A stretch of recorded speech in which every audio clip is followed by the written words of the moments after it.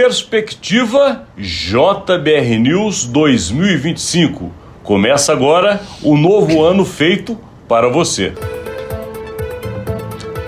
Olá, Rodolfo. Oi, Alexandre. Olá, amigas, amigos. Estamos aí iniciando para você que está do outro lado uma nova série. Nós fizemos as retrospectivas, ou seja, o que aconteceu no ano de 2024 e hoje, neste episódio, a gente inaugura o novo ano de 2025, ou seja, o que se imagina, o que se espera, o que se tem como expectativa para o ano que está iniciando. Nós fizemos aqui entre nós a eleição de alguns temas que consideramos importantes, fundamentais, sempre do ponto de vista da política da economia, do que sai de Brasília, o que a gente acredita que pode ser notícia durante esse ano que está iniciando. Claro, sempre sob o foco da análise. Então, o assunto de hoje é o novo comando no Congresso Nacional. Porque, afinal de contas, em fevereiro, tanto Câmara dos Deputados quanto Senado da República terão novos presidentes. No caso da Câmara, sai Arthur Lira e, ao que tudo indica, lembrando a vocês, se nós estamos no momento onde as eleições para as duas casas não aconteceram, apesar de já terem nomes indicados. Então, voltando ao que se espera, é que saia Arthur Lira da Câmara e entre Hugo Mota, do Republicanos. Já no caso do Senado, sairá Rodrigo Pacheco e entra lá Davi Alcolumbre, do União Brasil. Dois nomes que estão sendo colocados como certos, mas claro, se tratando de Congresso Nacional, algo pode mudar, mas ao que tudo indica é um comando diferenciado, porque no caso do Senado vem uma pessoa um pouco mais aguerrida, podemos dizer assim, já no caso da Câmara sai um guerreiro como Arthur Lira, né, Rodolfo? É isso aí. Muito provavelmente os nomes serão esses mesmo, né? Hugo Mota na Câmara, Davi Alcolumbre no Senado, projetando uma possibilidade talvez de inversão dos perfis, Alexandre. Quer dizer, o que aconteceu durante todo esse tempo da gestão do Arthur Lira? Os embates do governo eram mais duros na Câmara por causa do perfil do Arthur Lira e mais suaves no Senado, né, com o perfil mais suave do presidente do Senado, Rodrigo Pacheco. Isso é possível que se reverta. A Câmara passe a ter um presidente mais suave, Hugo Mota, e o Senado, um presidente mais duro, que é o atual presidente da Comissão de Constituição e Justiça, o senador Davi Alcolumbre. Ou seja, o governo pode passar a ter um pouco mais de facilidade na Câmara e um pouco menos de facilidade no Senado. Agora, com todas as outras questões também que a gente precisa avaliar.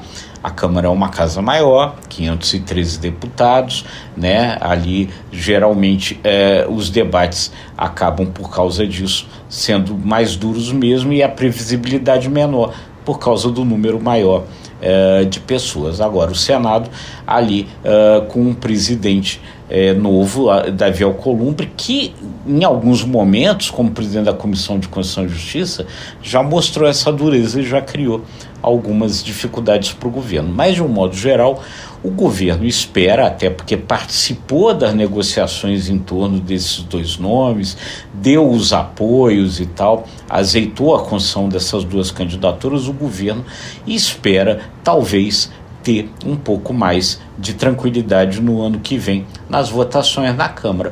Mas o governo também participou da construção das duas candidaturas anteriores e não teve essa tranquilidade toda. Então, enfim, vamos ter que aguardar para ver o que acontece, né?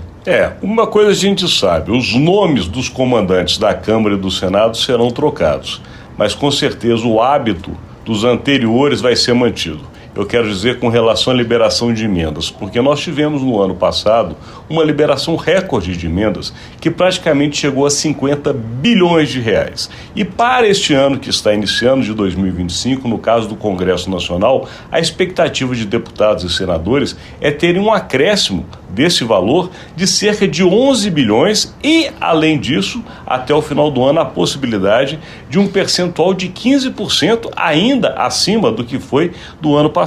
Ou seja, nós estamos falando, Rodolfo Lago, que o ano de 2025 promete promete para deputados e senadores cerca de 60 bilhões de reais em emendas. Esse é o número de agora, mas claro, a gente sabe que com as dificuldades do governo, as necessidades justamente de se aprovar assuntos de interesse, esse cofre pode ser ainda mais aberto. Lembrando que nós chegamos na segunda metade do governo Lula, portanto o presidente da República precisará agora do Congresso mais do que nunca. Ele tem uma necessidade de, neste ano que está iniciando, fazer as famosas entregas dentro do governo federal.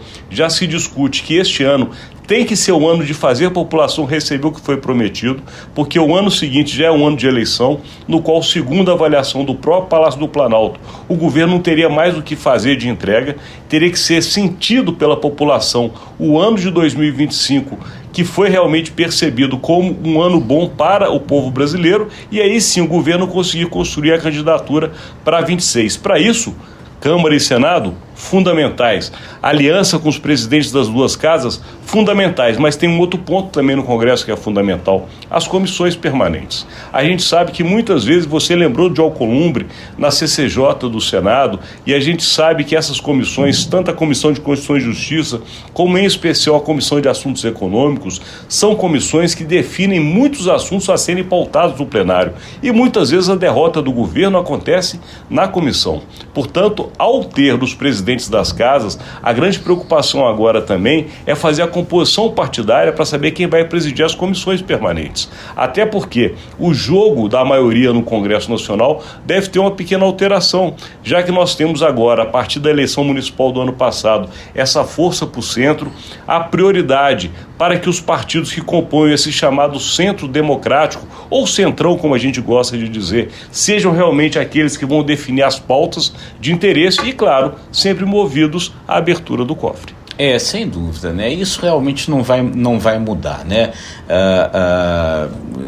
A sinalização é clara. A única coisa que pode mudar essa enxurrada de dinheiro orçamentário é se realmente estourar um escândalo grave. E essa é uma possibilidade que já se ensaiou no ano passado, né, em 2024, com algumas investigações pesadas, uma agora que está em curso aí, que envolve irregularidade na liberação de recursos de emendas orçamentárias para o Departamento Nacional de Obras contra a Seca, pegando Bahia, pegando outros estados aí.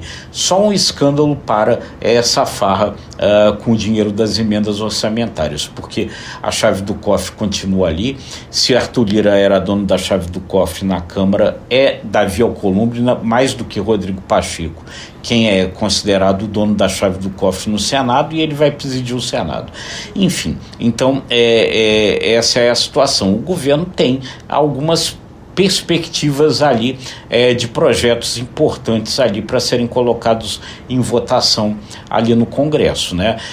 Ainda falta terminar algumas coisas da reforma tributária sobre consumo, né? Aprovar o primeiro projeto de regulamentação, mas ainda falta aprovar o segundo, e o governo quer mandar um projeto de reforma do imposto de renda, que é mais importante, talvez possa ser sentido mais no bolso das pessoas de população mais pobre, talvez aí o grande foco que o governo tem para o ano que vem.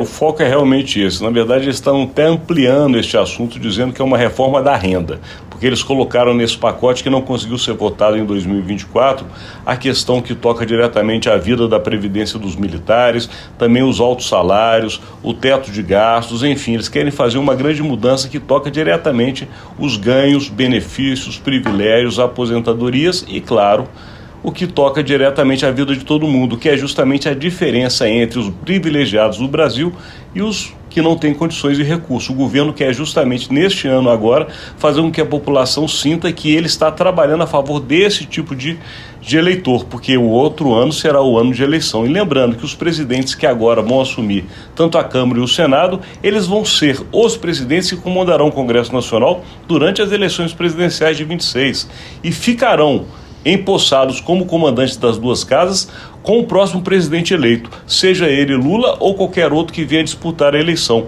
De qualquer maneira, esses dois homens agora comandarão o processo e, claro, os destinos do Brasil nos próximos 2 anos. É isso. E as pautas aí têm a sua complexidade. Enfim, a gente vai ter que ver o que vai acontecer. E aqui a gente vai encerrar este primeiro episódio dessa série que é Perspectiva JBR News 2025, levando para vocês diariamente um tema de interesse que, claro, mexe com a vida de todos nós e que normalmente sai da capital federal, que é Brasília. Agradecendo sempre a sua audiência. É isso aí, deixando aqueles convites importantes. Comente, curta, compartilhe, acesse imagemcredibilidade.com, se inscreva no ICTV e nos nossos demais canais. E até amanhã.